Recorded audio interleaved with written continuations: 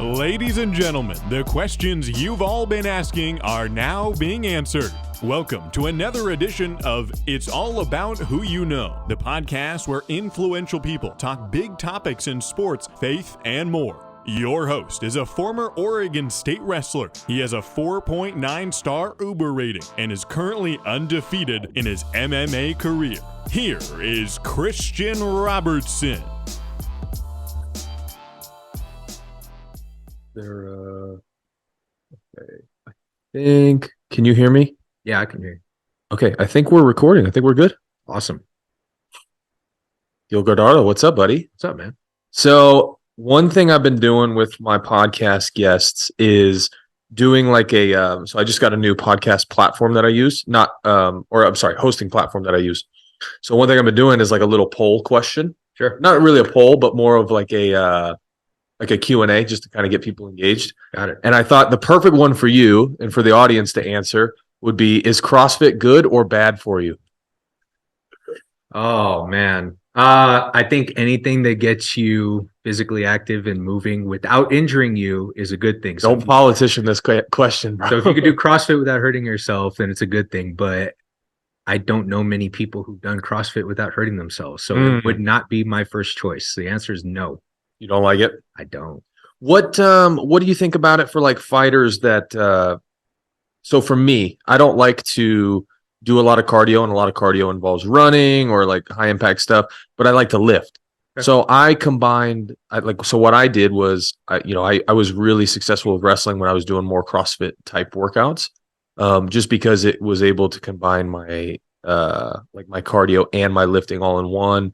You know, you don't necessarily need to be like the strongest, biggest power lifter to be great at fighting. So what do you think about like somebody that says, hey, I just want to do both in one? Then I think you start looking at what are the elements that CrossFit uses. Okay. And understand that those elements tend to be big building blocks of success in any sport-specific strength and conditioning program. Yeah. So we're talking about compound lifts, we're talking about training for power, training for strength, we're talking about metabolic conditioning. Right. That's not stuff that's exclusive to CrossFit. They've done a great job marketing themselves as like, we're the place to get that. Yeah. And I think there's elements of CrossFit that are fantastic pieces. It's just historically I've never agreed with the way that it's always been so balls to the wall. You either do this or get out of our gym. Right. Like from the people I talked to in recent years, I know they've kind of toned that down a little bit. Well, yeah, it was kind of like fighting, right? It was like the wild, wild west. Yeah. You know, like we've got the same in our sport. Like we got people with one boxing glove and wrestling shoes and nothing, and then eye gouging. And now it's kind of evolved into what it is now. Yeah. I think CrossFit's kind of the same way because people were doing like freaking keto. Oh, sorry, my mic's cutting out. People were doing like keto diets when they were starting CrossFit, which is just like you can't compete at a high level in ketosis. I don't think so either. Yeah. Yeah. I think there's elements of CrossFit that work well, but those elements aren't exclusive to CrossFit. Okay. Right. Yeah. No, I gotcha. Yeah. Well, so that's the poll question. We got through it.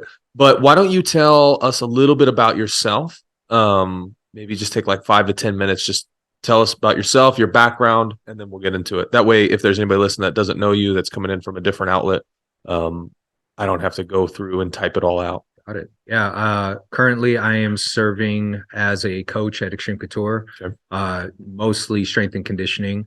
I also teach MMA classes. I do private sessions in boxing, kickboxing, MMA, jiu-jitsu. I recently got promoted up to the assistant manager over there, so I'm also helping to run some of the day-to-day operations of the gym and just keeping everybody happy and making sure we're good. I'm a retired professional fighter, retired about 2.5 years ago from active competition. I went 8-0 as an amateur. I went 5-4 as a professional.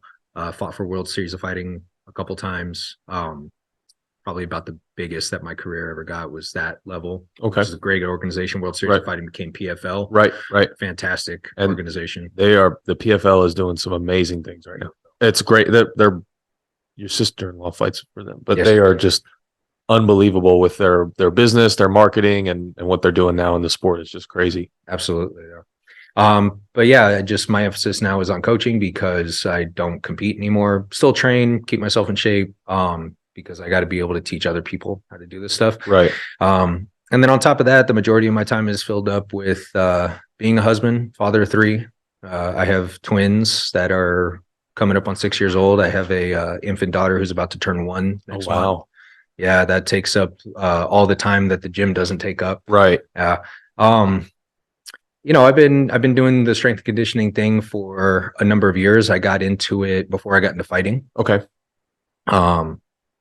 I originally was an art student in college, and for a number of reasons, I decided not to do that. Okay. So after I left school and I moved back home, I started running strength and conditioning for my old high school wrestling team, which my brother had just become a part of. So I was running their 6 a.m. workouts and helping them get in shape for the season. Okay.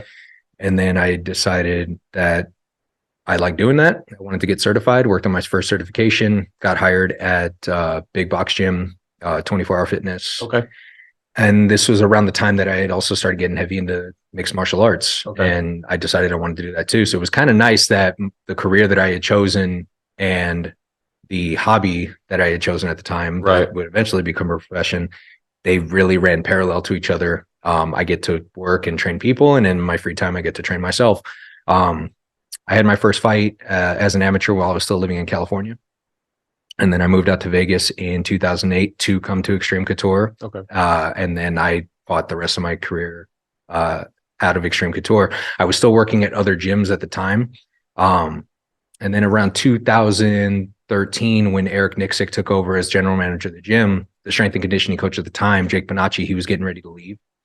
And so Jake and Eric both recommended me to take over the strength and conditioning aspect of the gym. So they brought me on board as a coach in 2013. Been rocking and rolling with that ever since, man.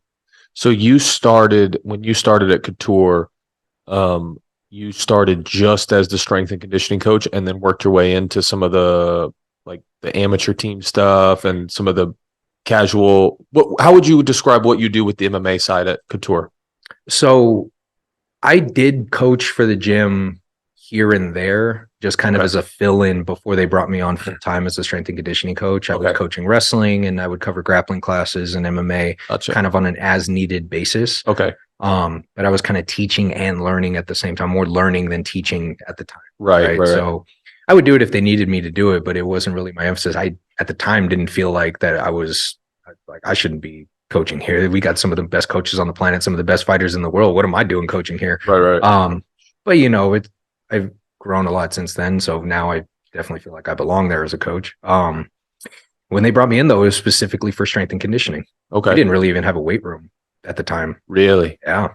Do you know what the gym used to look like before? No. Do you have any pictures? Is it online? I'm sure it's online somewhere. So the gym, if you've ever been to Xtreme Couture, if you're listening to this, so if you've ever been to Xtreme Couture, it's a 24,000 square foot facility. It's a giant warehouse. Huge. It's 2 sides of the building. Massive, right?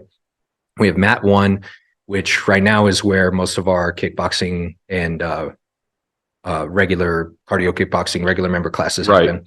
And then we have the strength and conditioning room, and that's split kind of like 50-50 between that half of the room. Right. And on the pro side, we have Mat 2, and then we have 2 full-size cages and all the other stuff that's on over there. When the gym first opened up, there was no Mat 2. That whole side of the building didn't exist. Oh, really? Mm-hmm.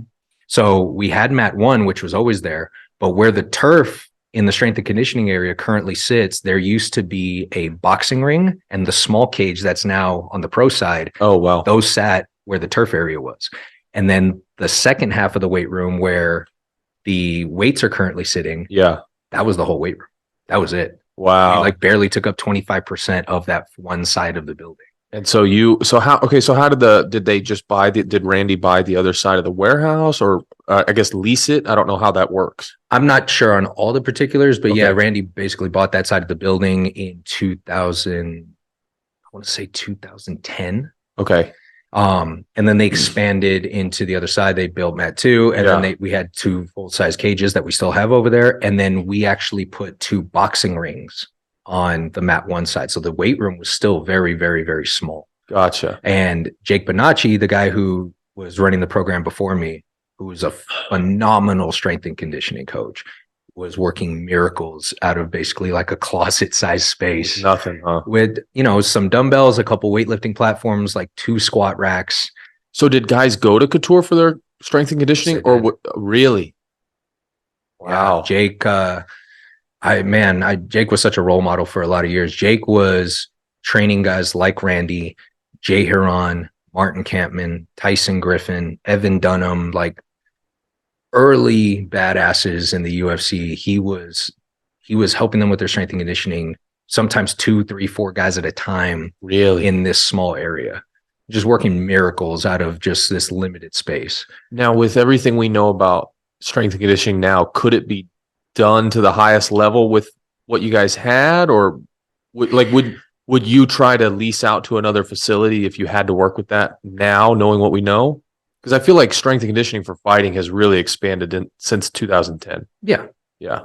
I think yes and no. Okay. I mean, the more equipment you have and the more options you have to make things as specific as you can to each individual, right. Awesome, right? The more toys you have to play with and the more things you have to choose from, and you're not limited just by space and equipment. Right.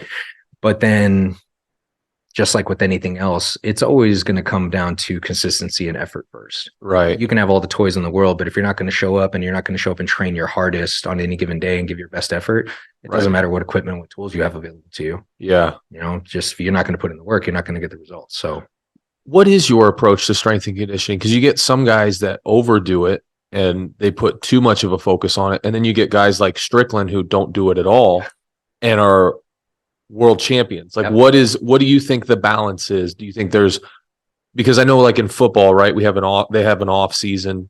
The way I explain to people is like, it's kind of like a pie. Mm-hmm. And, maybe during the off season, 60% of your pie is strength and conditioning and 40% is skills training. Whereas like in season, it might flip where 60 or 70% is skills and 30 or 40% is going to be the strength and conditioning. And you just kind of have to be okay with losing muscle mass during that time. What is your approach to it for a fighter? Like if you're looking at a guy, maybe middle of the road, college athlete, whatever, how does that look? In a perfect world, it's going to be a lot like you described, where in the off season or preseason, there's going to be a lot more emphasis spent on physical development of athletic qualities, basic strength, basic power, muscular endurance, correcting faulty movement patterns and deficiencies, all your rehab work, prehab work. Like a lot of that's going to take up the preseason. Mm-hmm. And then as we get closer to fights, we want to chunk that down to where we are maintaining most of our qualities at the level that we built them up to in the preseason, but then really trying to hone in on making the qualities that are most important for the fight as developed as we can leading up to the fight. But strength and conditioning it's still a hard sell for fighters. Okay. Like guys like Strickland and guys at the world champion level and guys that maybe come from more old school coaches who taught them like all weightlifting is bodybuilding, or weightlifting makes you slow, or that kind of shit.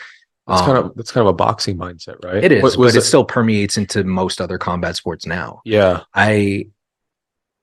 The buy-in for me really takes place in convincing these guys, like, look, all we're trying to do with strength and conditioning is take the things that you are not getting from mixed martial arts training, right, and just trying to bring those up to a level where it's not going to be a drawback. It's not going to hold you back from winning the fight. So if a guy comes in and he's already got fantastic endurance and he's already one of the most skilled guys on the planet, me putting him in the weight room isn't going to make him more skilled. Right. Me putting him in the weight room probably isn't going to make him stronger than he already is. But what I can do is I could look at areas where he isn't as strong, maybe in certain muscle groups or certain movement patterns that he doesn't train in his regular MMA training. Right. And now we'll just take an injury prevention approach to it. It's like, look, we're just going to balance out the opposite side of everything you already do. So that way we're not building up compensatory movement patterns and overload injuries by doing all the same things the same way all the time and neglecting the opposite side of those movements. Let's just keep you as injury free as we can so you can keep doing the things that you're doing. Yeah. So now weightlifting doesn't take a huge portion of their training. We're talking maybe 2 days a week, where now we're getting them to understand, like, look, I don't need you to have the highest squat or deadlift or bench press in the gym. Right. We just need to make sure that you're not weak in any one particular area. Is your approach completely performance based? Yes. Okay. Like for I would fighters, I would say probably about 90% performance based. Yeah. Okay. Now, will you ever work on somebody, like, let's say somebody, I don't know how, like, let's say somebody would be like a tweener in like a weight class. Mm-hmm. Would you try to put size on them, or if they don't want to cut weight, like, what way would a scenario be where you wouldn't be looking at performance, but more, like bodybuilding and can you bodybuild as an athlete or as a fighter? I think bodybuilding is just one method of hypertrophy and muscular development. I've gotten people to gain size, myself included, by just doing performance-based lifting. Okay. Right? The volume and the intensity and the calorie surplus is going to go a long way into doing that. The specific methods you do to create those adaptations, I mean, there's a million ways that we could do that. If I had a fighter who was a tweener, that's a very multifaceted problem to tackle, because you're not just talking about the fighter, you're also talking about, which weight class are they going to have more success? You going to have to get their coaches on board, because their coaches might want them to go down a weight class because that's what they think is the best opportunity for a fighter. So it's something like you have to have a good relationship with the fighter and a good relationship with the coaches to be able to have an honest conversation about that.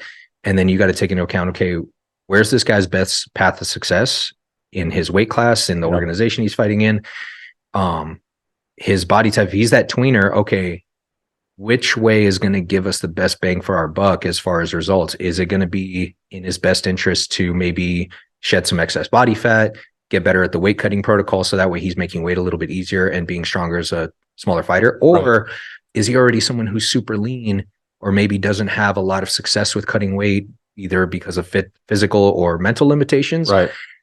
Then maybe it's probably in our best interest to develop this guy a little bit more into more of a bigger, stronger athlete and move him up a weight class. But that's a very nuanced conversation that you need to be able to have a good relationship with everybody involved to have that conversation. Well, and I'm sure you've seen guys that have come in that are maybe a little too tall, too skinny for their weight class.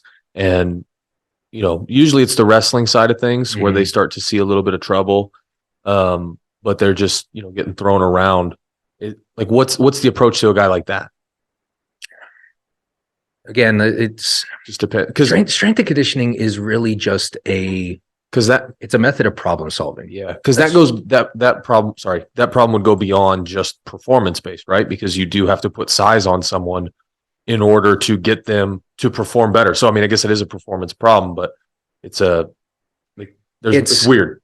It's constantly looking at the cost versus the benefit of something. It's just like any other decision that you would make in your life. When you're talking about finances or personal relationships or strength and conditioning or game plans for a fight, nothing's ever going to be perfect. Nothing's ever going to work 100% of the time. So what we need to do is we need to try and tackle this problem from a couple different aspects and find out what's going to give us the best bang for our buck in the shortest, safest, most efficient amount of time, because time is a big factor here when we're talking about fighters. We only have a small window of opportunity for our careers. Not everyone has the luxury of doing what John Jones did, taking 3 years off of their career to try and build as much size as they can to move up to the next weight class. Right. Some of us might need to do this in between fights in a period of 3 months, not 3 years. Steroids. Whole other conversation that I don't have with people. Yeah. Hey, USADA is out of the picture. I know. Let's have that. What is their new protocol now? I don't know. Honestly, I got to look into that. I was watching Rogan. He was like, their logo is just a wink. No, I don't know. I've heard, I read that they're bringing in another organization to run it. Yeah. They brought in someone new to head that organization. It's going to be Chael Sonnen. It's going to be more similar to like what they do in the NBA and NFL. There's going to be some blood draw stuff that goes on. I don't know all the details enough to talk about it. I know they're going to have some kind of a protocol in place. Okay. Who's actually running it? Is it completely separate and independent, or is it in-house? I don't know any of that. So what do you think about the I want to get into two things. I want to get into weight cutting and steroids. All right. Because I had a conversation in college with a guy, and I personally said, the only reason I wouldn't take testosterone is because if they test me, I'm in trouble. Sure. That's my only qualm with it. I don't think it's a sin. I don't think it's, I think it's a moral issue, and if it doesn't bother you morally, and then there's a legality to it. That's the only way I see it, and that's the only qualm I would have with it. I agree. Because at the end of the day, like fighting and maybe football, like contact sports, are really the only argument you have for not wanting to see the best that a human being can put out there. Yeah. Like in a race, like in a foot race. Mhm. I want to see somebody take as many steroids as they can to get over that finish line as fast as possible. Like I would rather human beings be able to run 30 miles an hour than 25. Okay. If that, what do you think about that? I Are we on the same stance, page? the stance I've always had with it is kind of that, like there's this moral facet to it and then there's a legal facet to it. Right. The moral thing is very subjective. You're going to get a bunch of different opinions if you talk to a bunch of different people. The legality thing is it allowed or not? Right. And I tend to focus more on the legality of it. Like if we want a level playing field, which I think all of us want. Sure.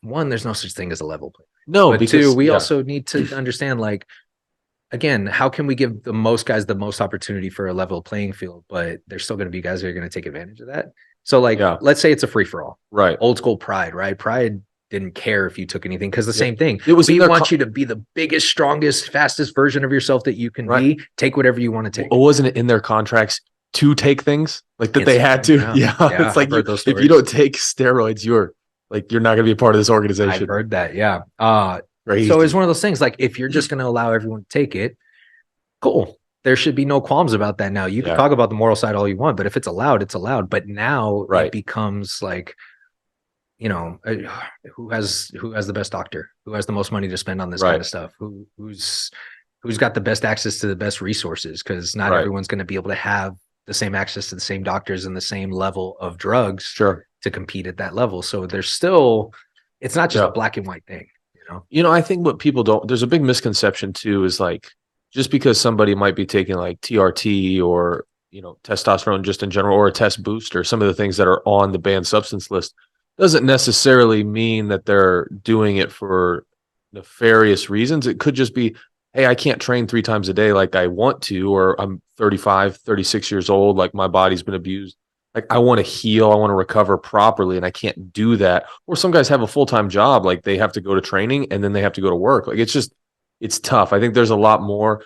I personally think if the UFC regulated like a testosterone therapy, especially with all the injuries you get, and just because some of the drugs that you see on USADA's list, it's like these are like miracle drugs for people trying to heal. Like that's the big thing with Conor right now, right? Is like he wanted to heal his leg, and got out of the pool. Like that's not a moral issue. That's a legality issue. It's a legality thing. So if it's allowed, then whatever. But if it's not allowed, it's not allowed. Right. Like that. I think that's the only stance that you can take on it. Like, is it allowed or not? Right. So if it's not allowed, then the punishment and the consequences of that should be the same for everybody across the board, period. Right. Right. Now we're getting into the moral aspect of it. Like if you get caught using it, the standard punishment, whatever it is, it should apply to everybody. The guy who's got his first UFC fight, or Conor McGregor, or everybody in between. Same across the board. I agree. But if steroids ever get to the point where they are not illegal and everyone's allowed to take them, well, that still creates some issues as far as like who has access to what. Right. But if he wants to take it for whatever reason, if it's legal, who's going to be able to say otherwise? Where do you think it's going?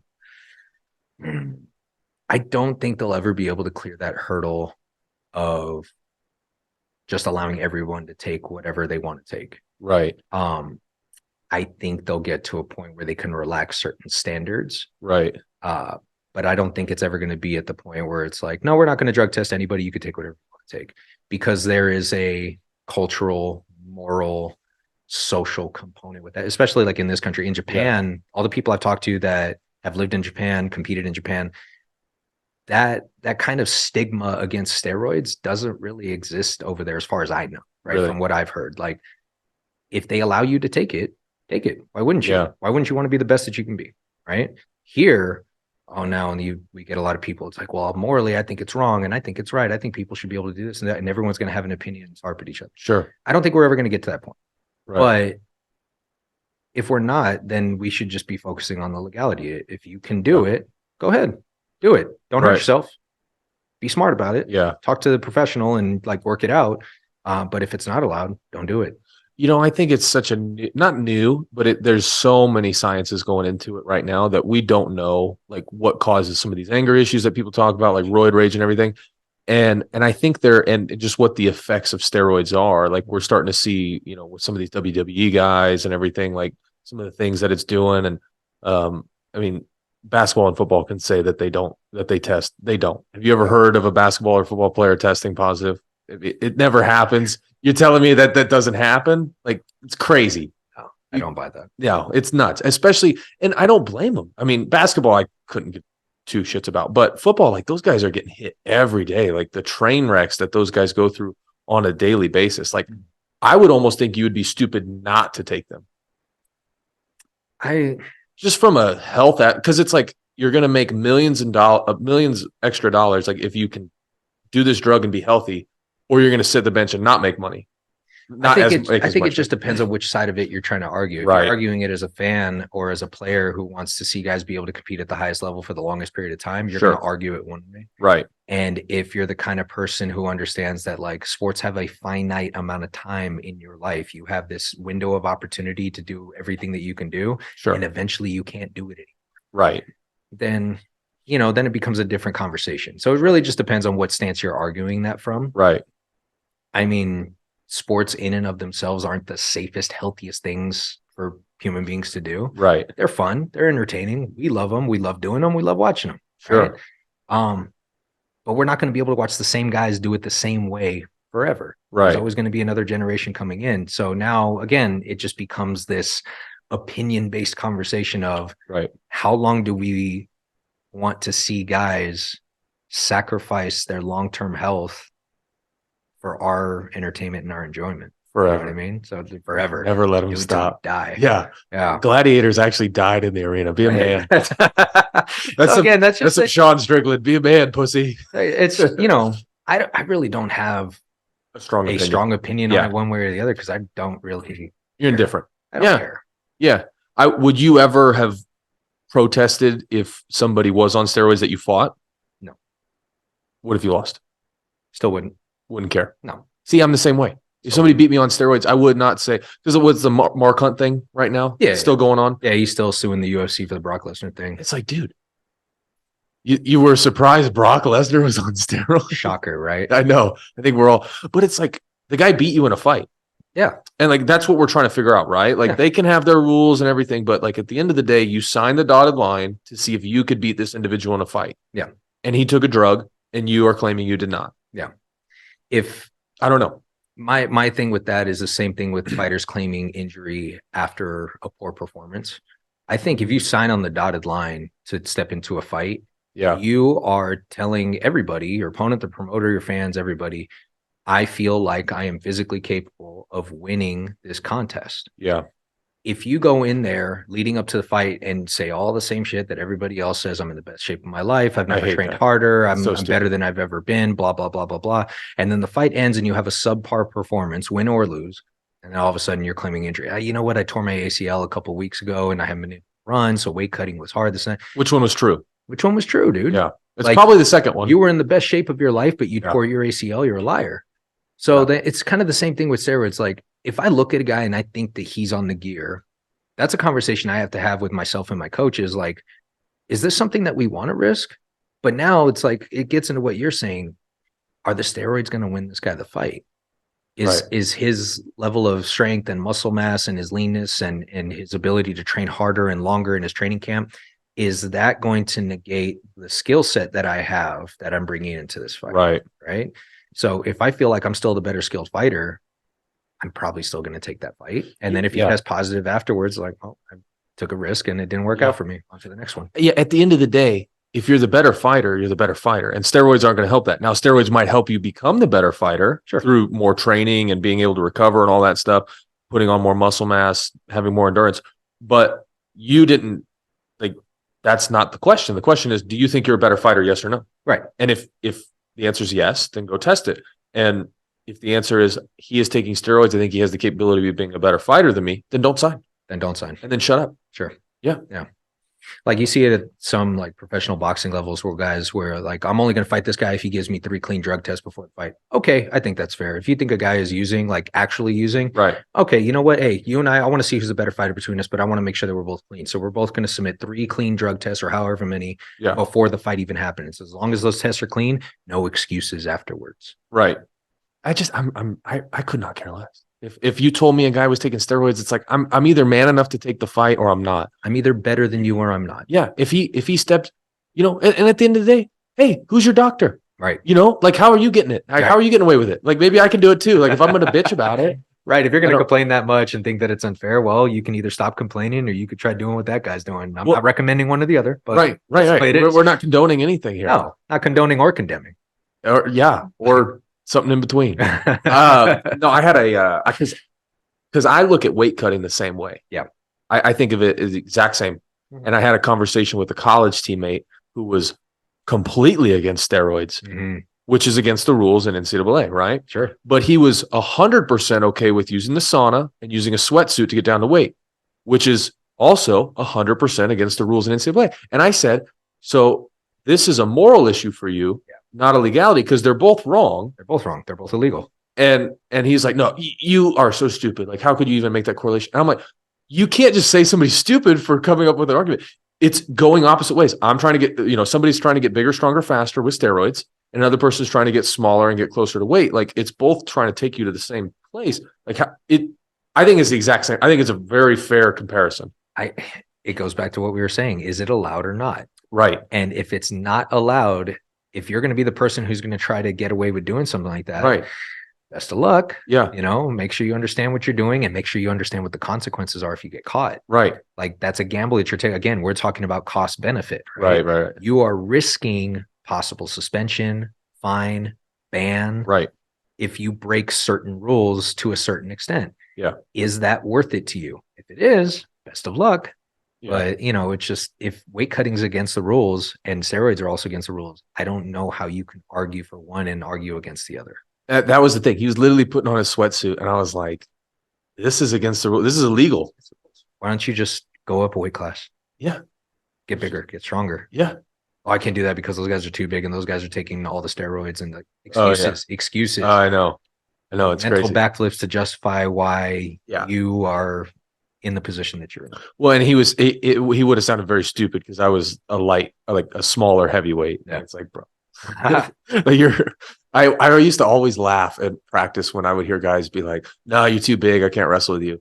It's like, bro, he's 170. You're 150. Like, I'm wrestling guys that are 300 cutting down to 285. Like, and I was like 235, 240, but you're going to get those people anyway. Is it true that there's a hotel in the world that like helps you beat USADA? Have you heard about this? I haven't. Okay. I heard it on Chael's podcast. He might've just said it just to get some comments. Do you know Chael? Have you ever met him? I've met Chael once or twice. Okay. Not in any way that he would remember who I am. Right? Okay. But I've met him. Yeah. I think he's been through the gym. He's obviously always in Vegas, but he was saying that there's like a hotel specifically designed in the world guys go to, USADA didn't know about it, that you go to pass drug tests. They give you the right drugs. They give you the right prescriptions or whatever. Not outside the realm of possibility, but I don't think about that. That sounds like, what's that movie? Sounds like a John Wick. I know. It's like the Continental or something. Go in and slip them your gold coin. And I'll take a room at the Continental. Right. I'll take a room, bring the IV up. Yeah, bring the IV. Yeah. Oh my gosh, that's crazy. That's what it sounds like. It sounds like some underworld stuff. What was it was a hotel for criminals or something like that? Which one? Or a hospital for criminals. There was one where it was a hospital just for like criminals, and they try to like bust it. I thought it was part of the John Wick universe, but apparently it's not.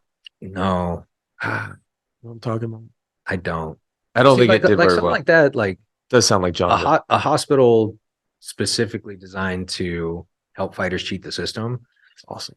I don't think it's outside the realm of possibility. I also don't think it's very probable that it operates in the way that Chael might have described it. I didn't hear that interview or anything. Okay.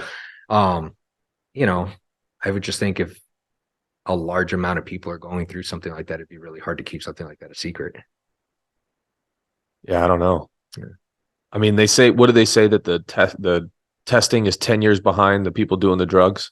I mean, that's why they're able to get those samples, 5, 10, 15 years later. Yeah, they're always trying to play catch up. Now, how does that work? Do they actually find the drugs in their system, or is it like a different, because they always, I used to hear that you could get like a different strand of drugs. I didn't mean to go down this drug rabbit hole, but we're down it. I'm curious.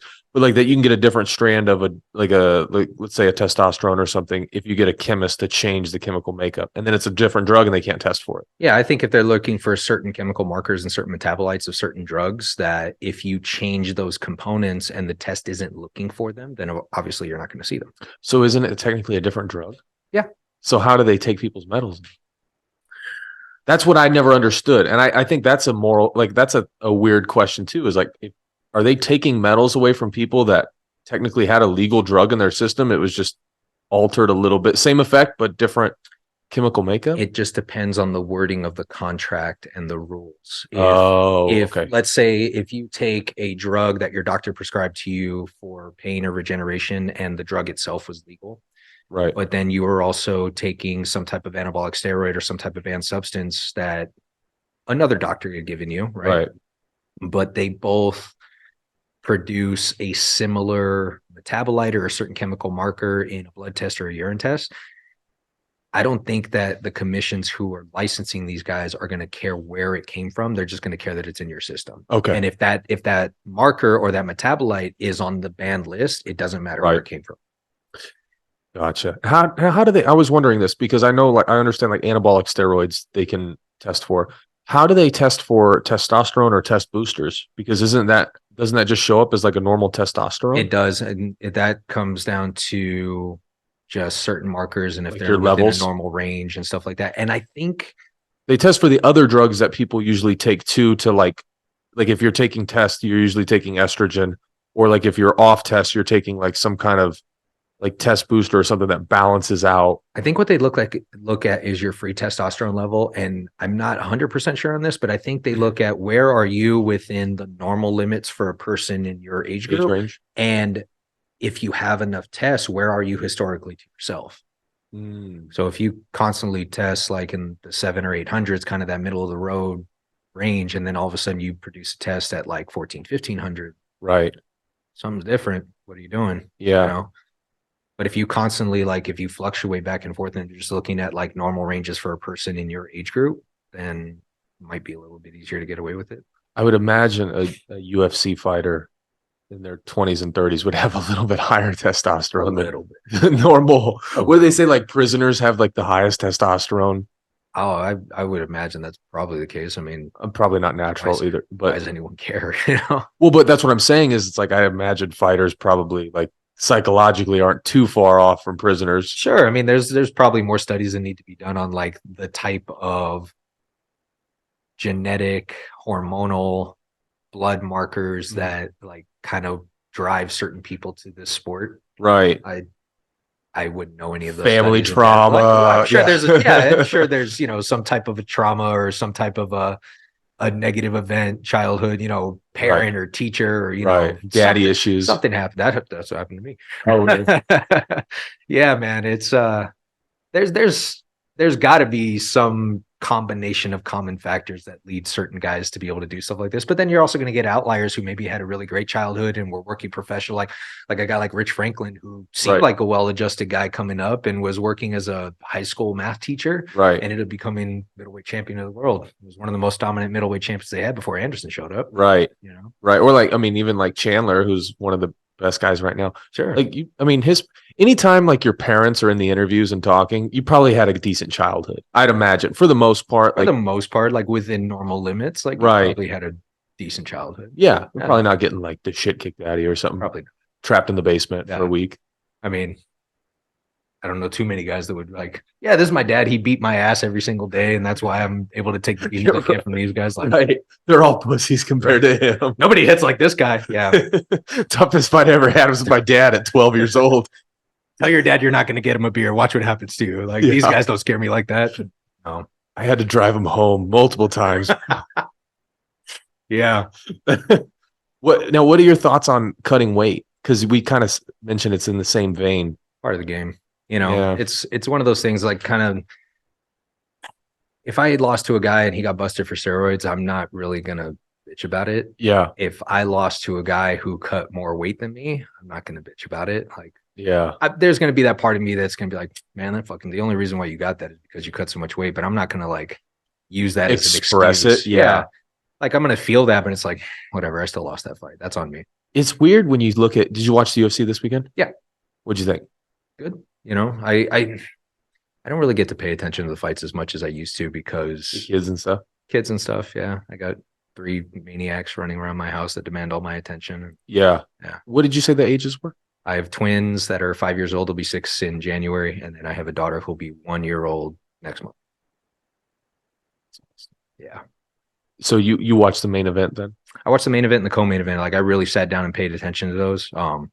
My kids were still trying to distract me from that, but I get them into it. Like, no, look, we want this guy to win. They're fighting for the championship. And my kids understand like Yeah. championship fights are like a big thing. Daddy, they're going to fight for the gold belt. I'm like, yeah, they sure are. Let's see who do you think is going to win? And then I just get them into it with me. So that way I can pay attention to the fight myself.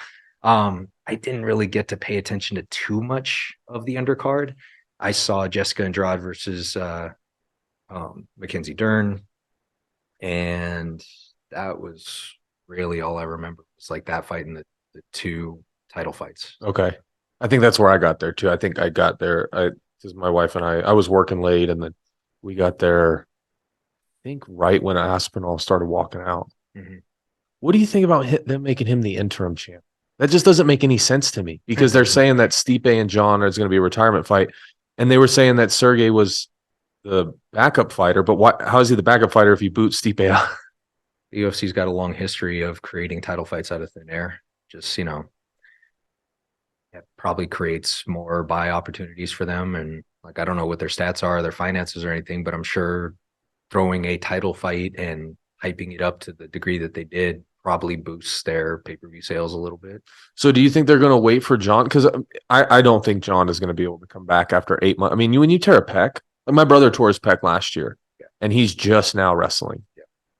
There's not much, and especially when you're like, and he's not wrestling like at the highest level. Yeah. I mean, he's a freshman in college, but still like Division I, but it's not like he's not fighting for a world title, because they're trying to it sounds like everybody's like, oh, John's gonna be good to fight in 2 months. It's like, no, he's No. or not 2 months, in 10 months. It's like, no, John will be having hit pads in 8 months. Like his pec is torn off the bone. It's torn. Yeah. You can't fight a world title fight after. Like he'll be back into full training probably in the summer, and it'll take him a few months to get back to that point where now he can train at the pace that his fight camps demand. Right. So then you're looking at, depending on John and a lot of other factors, you're probably thinking, probably like another 4 to 6 months on top of that. So you're looking anywhere from a year to a year and 3 months, year and 6 months before he's actually in the ring again. So they're going to have to put Stipe with Tom. That depends on Stipe. I think Stipe is not interested in fighting anyone else either except John Jones. And I think Stipe's earned that. Yeah. I think John's earned the right to sit out. Like, that's a legacy fight. You got the most successful heavyweight champion you've ever had. Yeah. Versus arguably the greatest of all time. Right. Why would you want to jeopardize that fight for anything? Like, I get it. Yeah. It's not jeopardizing the fight. It's just, it frustrates me, I think, being a competitor, that we're not putting competition over a business. Because I think, I don't know. I feel as a competitor that you put competition over business and you let the chips fall where they may. But obviously, as a business person, that there's no way to convince. Like, I couldn't walk into Dana's office and be like, listen, bro, these are the guys that need to be fighting for the title. You answered your own question. Yeah. It's like, well, tough shit, whoever you are. Like, we don't care. How'd you get past security? We're just trying to make money. That's all we care about. Yeah. It kind of sucks for Aspinall. Phenomenal performance, great knockout. He's that next generation of heavyweight man. But he's great. I don't think he's ever going to get a chance to prove himself against either one of those guys. Yeah. I don't think an interim title fight was necessary because John's still a champion. Right. Interim title fight's not necessary because you're not going to unify those titles. Like, right. You could have just had that fight for what it was and it would have still been fine. You could have made it the co-main event. Yeah. And it would have been great. It would have been great. Everybody would have watched it and we would have kind of known. But I was telling my wife, Michelle, I was like, babe, this is the 4th and 5th best guy in the world based on like the actual rankings. Yeah. Because Francis isn't in. He's not even in the organization, and he never lost a belt. John is currently the champion, and John hasn't fought Francis, so we don't know. Stipe is, number 1 ranked, but he's in the UFC. So it's like this is 4 and 5. This is 4 and 5. Yeah. It's like when you watch college wrestling. Sometimes. It's like when the number 1 and 2 guy get upset, and it's like these are probably not the best guys 364 days out of the year, but they won today. They won today. Yeah, that's what matters. That's good for them. I'm a firm believer that it's who shows up. It's not. Oh yeah. Yeah, I don't think the interim title fight was necessary, but I think from the UFC's perspective, again, getting into the business of it, they've kind of anointed Aspinall as the heir apparent Their guy. When that generation is done, when Stipe and John ride off into the sunset, all our chips are on this guy right now. So I think they're just trying to create as much buy-in behind him now as they can, because then when John and Stipe have their fight, it's going to overshadow everything. Right. And then they're going to ride off into the sunset. So the UFC is going to need to have that next guy primed and ready to go. It's just weird to me that they're I guess they just have so much respect for those two guys that they're letting them do that. Because usually it's face down, ass up. Yeah. And there's no way around that. Yep. Either you relinquish the belt and you let somebody else, because they do. I mean, and they don't like that. Like if you retire after a title fight win, like if you won and you retired, Dana's not happy. Like that's not what the organization traditionally likes to do. And they like to put you with somebody that, we think this guy's going to knock you out. Yeah. And that way there's no, that's kind of like, it's the WWE model, right? Like you got to do the honors, man. Right. Yeah. You got to do the job. Yeah. You got to throw it out. Like you got to put this guy over. We need this guy to be the next one. He's got to beat you to do it. He's got 10 years. You got 10 days. That's it. So obviously you're losing. Yes. And the UFC obviously can't just go in and tell somebody that, but they try to manufacture it as best as possible. So that's why I'm surprised, because it doesn't look like John can come back in a reasonable amount of time. And it's hard to make believe that he'll be, because with the Surreal fight, I don't feel like we saw how good John is. No, I don't think. I felt like Surreal was very timid and scared of his wrestling and just John as a person. That punch that he threw, no setup, telegraphed, out of position, off balance, like very uncharacteristic for Cyril Gane. Right. But also the perfect setup for a guy like John Jones to be able to take you down. Right. Yeah, I just felt like it was the perfect storm. That's it. Like, I think Cyril lost that fight just as much as John won it. That's not to take anything away from John. Right. I'm not a huge John Jones fan. He's never really been one of my favorites to watch. I respect everything he's done in the ring and everything like that. But it's just I'm not a John Jones guy. Yeah. But I feel like John really didn't have to work for that. Cyril gave him an opportunity. John, of course, being as good as he is, capitalized on it immediately. Right. And took the quickest path to victory that he could take. Good on him for doing that, by the way. Because that's what you should be trying to do. Right. But I just would have liked to see Cyril put up a bigger fight. It's one of those situations, we kind of saw it with Strickland, like how he said, Izzy, people are saying Izzy didn't show up. And he said he wasn't as tough as some of my worst sparring partners. And it's almost, you wonder, like, is there multiple people that could have just stepped in there with them how they were and won? Maybe. Yeah. Maybe. But, that's just the fight game, man. Right. Any given night, Right.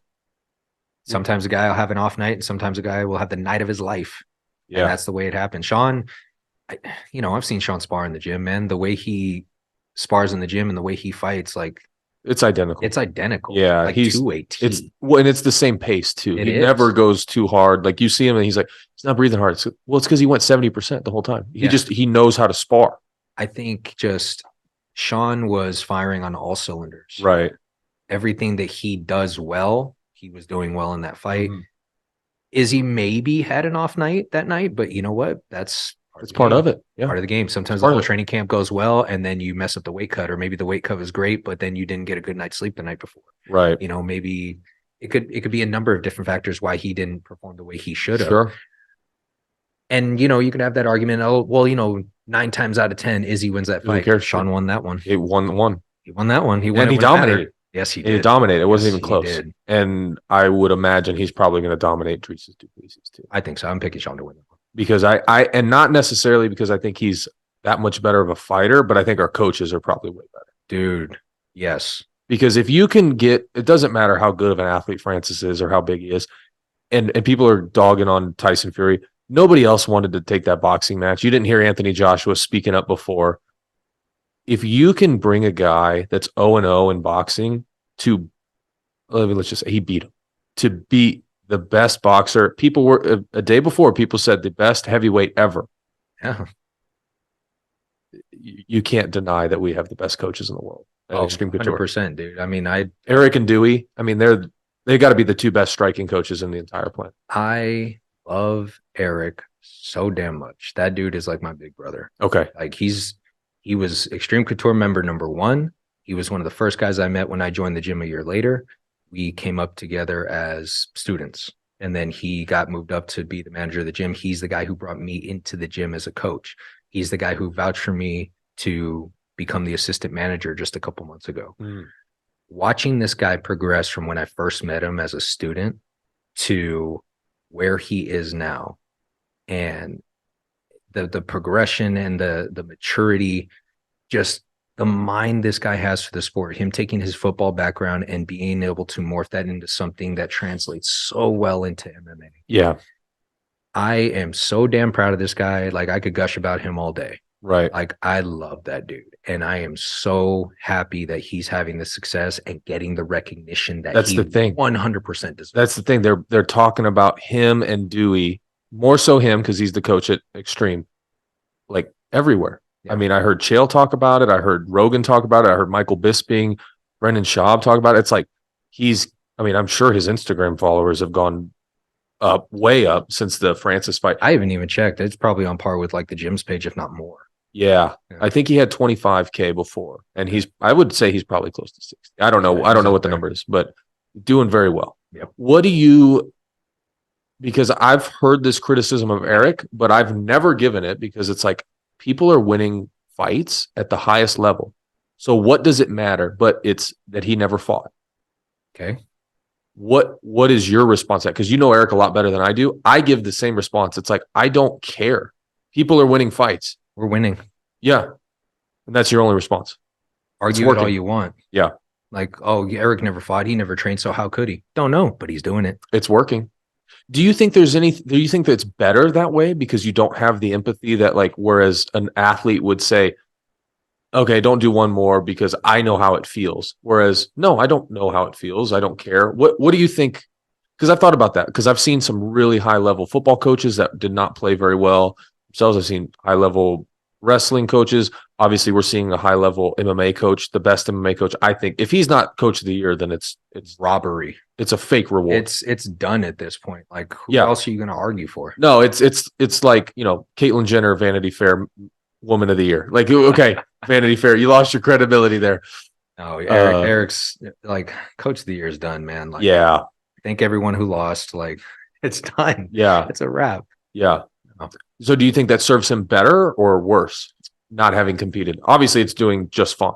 I mean, it's hard to say. I mean, you know, he never competed. So right. We don't know. We don't know what that would be like. It just, the result is what matters. Right. And it's working. We're winning. Like, we are one of the best gyms on the planet, one of the most consistently winningest championship teams on the planet. Right. And right now, in the last few years, that has been in large part, very large part, because of Eric. Yeah, no, I agree. I agree. And you can argue about, like, oh, he didn't do this and he's not ranked and he doesn't have a black belt and he doesn't, like. Sure.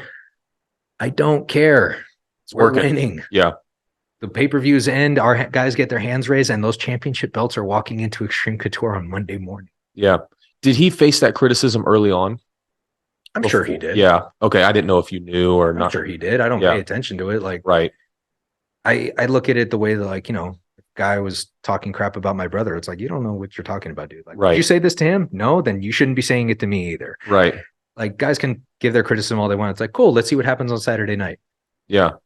It's not going to matter what your opinion is at that point. It's working. Yeah. It's working. It's working. Yeah. No, I agree. I think Eric's the best coach in MMA. He's awesome. Does a great job. And he's got so many good guys around him. Like, he's not the type of person that gets prideful. Like, he lets random people come in the gym work. Like, there's other gyms in town that are represented at our practices, and Eric, lets them in, lets them come train.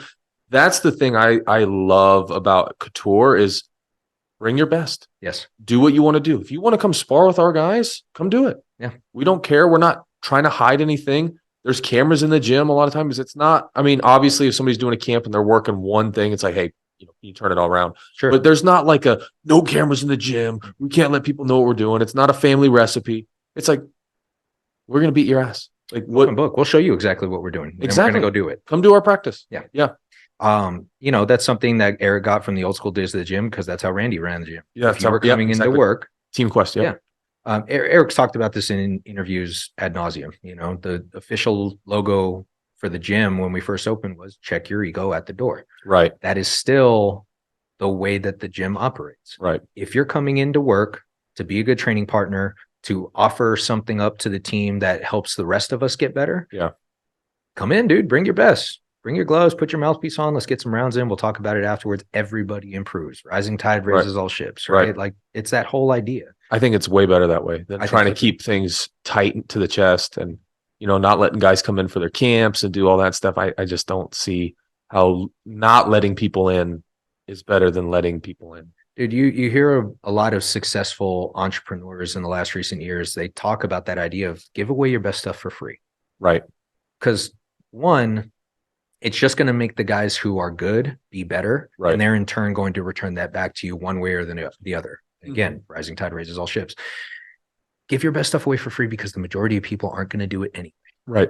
We'll show you exactly how we run things, the way we run things, what we show, what we teach. We will break it down to a T. If it's your first day in the gym, we're going to treat you like you've been there for years. You got a question, we'll do our best to answer it and to help you become the best version of you that you can, with the expectation that you're going to come in the next day with the knowledge that we've given you, apply it. So now we have to pick your brain. Hey, how were you able to have success with what you did? Sure. And now everybody's getting better. If you're not going to use the information that we give you, cool. We're still going to do it anyway. Right. That's it, man. I think there's just more success in that model than trying to play everything close to the vest and thinking like you've got some kind of secret sauce that can't share with you can't share with anybody else. If giving away your secrets is going to make you less effective at what you do, I really got to call into question, like, how good are you really? Right. The fact that Eric can give away so much knowledge all the time in every interview, every video, all he's happy to do it. He's happy to do it. Right. But the fact that he could do that and still have the success that he has, I think is a testament to not just his skills as a coach, but also his ability to understand the nuances of the game. I will tell you everything that we're doing, but then I'm going to have the conversation with my fighter where we can find the finest details on how to pick every individual part. I'm going to get that fighter to buy in, so we're operating on the same wavelength, and then we're going to go in and handle business. I think there is something to be said, and I'm going to let you out here in 5 minutes or so, but I think there is something to be said. I do personally believe football coaches and football players bring out motivation and inspiration better than other sports, because a lot of it is vocal, because they are in the limelight a lot of times. There is a degree of, we've got to be rah, we've got to be like hooting and hollering. Like, that's just part of the culture there. And I think he brings that with him when he coaches, because you see the way he gets in these guys' heads, and it's like, you're not Eric. Like, you can't, like, there's just something about being able to tell guys like what, like, the right thing that's going to work for them, and being, up and at them, not being like a quiet leader, but he's a vocal leader. Like, he likes to speak. He likes to talk. Like, he could, if he wanted to, he could probably have a career as a motivational speaker one 100%. day, and I think that's important. And I don't think a lot of guys from the wrestling world have it. I don't think a lot of guys from MMA, from other arts have it, because a lot of that is, respect and be quiet. And so there's just a part of the culture that's not ingrained with that aspect of it. Whereas football is like, let's up and go. Like, we got to get after it. Team sports like that are about getting as many people as necessary to buy into the common goal that we have. Exactly. Yeah. Eric's ability to do that with our practices, phenomenal. Right. Within camps themselves, getting the fighter and the other coaches to all operate on the same wavelength to accomplish the same goal. Right. His skill to do that, phenomenal. Yeah. And that comes from his background as a football player. Yeah. You touched on it. You just nailed it. Like, his ability to find the motivating factors behind everybody involved. Right. And just find that common ground. Like, this is what we're here for. Now let's go get it done. Yeah. It requires a certain level of empathy. It requires a certain level of, I don't want to say sensitivity, but it's just your ability to read people, and kind of find that middle ground where you and I can operate in the same spot. It might be me yelling in your face and getting you hyped up. It might be me calmly talking to you and just bringing you down a little bit so you can focus up on what we need to do. Yeah. Like, but his ability to kind of ride that wave with a lot of different people is like, you don't see that very often. Well, and at the end of the day, and I don't want, this was not a, Eric Nicksick, jock strap riding podcast planned out, but we got into it, and he is the coach at the gym. But one of the things I was most impressed with when I finally when it hit me, because I don't work with Eric a lot one-on-one, it's more the practices that he coaches, was the Francis Cyril fight. And Francis was barely able to get off on Cyril. And Eric said, "You see that big effing tattoo on his chest? Hit that. And I was like, it's so simple, but so many people would miss that. Yeah. And it's like, just hit that, because his head's going to be where his chest is right now, eventually, or you're at least going to hit his chest. And it was such a, the knowledge, especially coming from a football background, it's impressive. Yeah, let's distill this down into the simplest application and say, hey, I want you to set your two up, and I want you to level change, and I want you to aim right for this. Yeah. See that tattoo? Hit that. Yeah, hit that effing tattoo, I think is punch him in his fucking chest. Is exactly what he said. Yeah. So, well, Gil, real quick before you leave, you got any funny MMA stories? I got any funny memories. So we were talking about the fight. This actually came to mind. We were talking about the fights this past weekend, and I had seen the Jessica Andrade and Mackenzie Dern fight. I actually have a funny story that involves Jessica Andrade to a small degree. I went out with a fighter last year, and we had to fly from Vegas to Dallas, and then from Dallas to Texarkana. Okay. And it was me, my fighter, and there was like a group of 8 of us that were all traveling together. 4 of them were fighters, and then the others were coaches and training partners. Okay. We got delayed getting out of Vegas, and so we landed late in Dallas. We landed at 10:30, 11 o'clock at night. Okay. So we missed our connecting flight to Texarkana.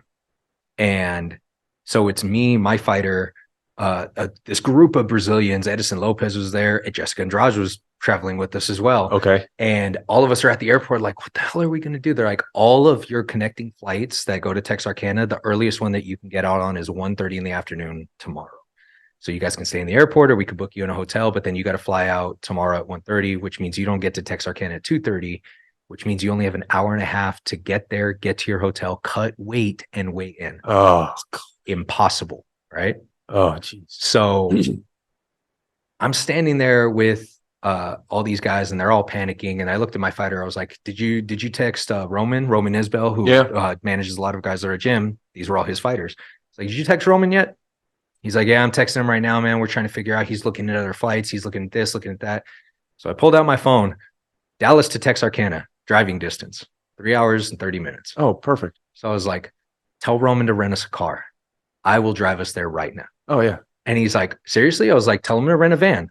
I'll take all of us. Oh, we'll good. leave right now. So he told Roman, he's like, dude, book us a van. We'll drive. So we go pick up the car. Time has passed. So it's it's just after midnight in Dallas. And then we got to drive 3.5 hours to Texarkana. Wow. So I just bombed in. We got a Chrysler Pacifica. There you go. Which I'm not a minivan guy, man. I got 3 kids, but I don't drive a minivan. It's not my thing. This thing was comfortable as hell. Was it really? It's so weird being in one of them, because you're like, can you just fix the outside of the damn car, please? We not make this look so lame, because this is a really nice car. You not make it. I'm taking this thing 90 miles an hour down the freeway as fast as I can. I just want to get there so we have time to get some sleep and get some rest and cut weight in the morning. I got pulled over by a Texas state trooper doing 90 and a 75. Yeah. And the only thing I'm thinking is, there's me, and I'm not the darkest Mexican American out there, but I'm a little brown skinned for where we're driving through. And then there's this big ass heavyweight O'Shea Jordan sitting next to me, all 265 pounds, just sitting there, and O'Shea's black with it's dyed curly hair. And then there's 6 Brazilians sitting in the back with me. There's a 15 all heavily tattooed and angry because they're all cutting weight, and I'm just like, everybody shut the fuck up, nobody say a word. And they all just laughed at me because they already knew. I was like, please don't ruin this for us. Don't say anything stupid. This Texas state trooper comes up. They just start speaking in Portuguese. He's like, all right, man, do you know why I pulled you over?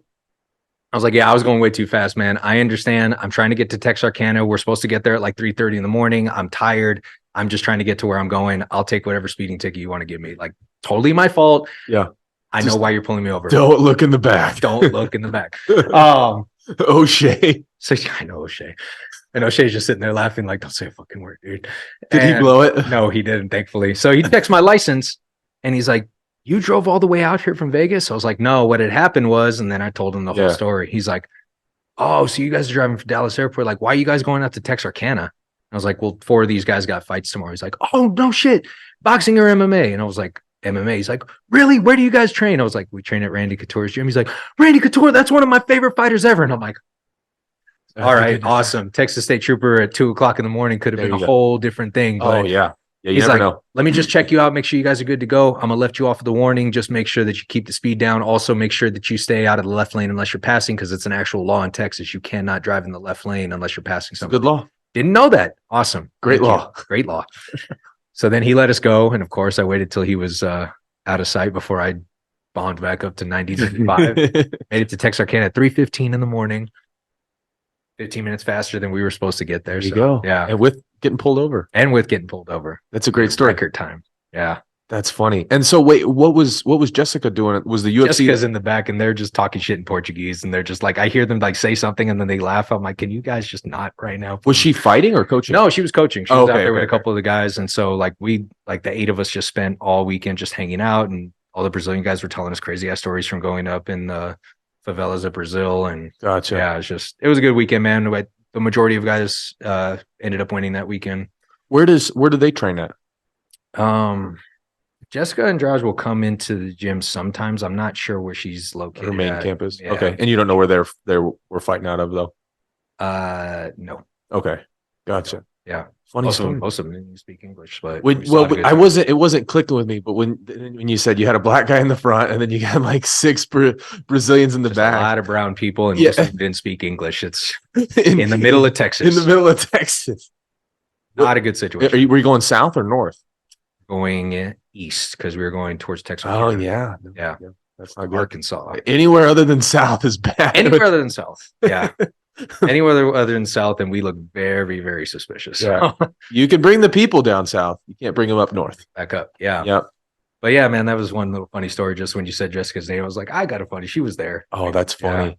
Well, Gil, I appreciate you coming on, man. It's been a blast. Thanks, man. So thank you, brother. Of course. Anytime. Do it again sometime. Cool.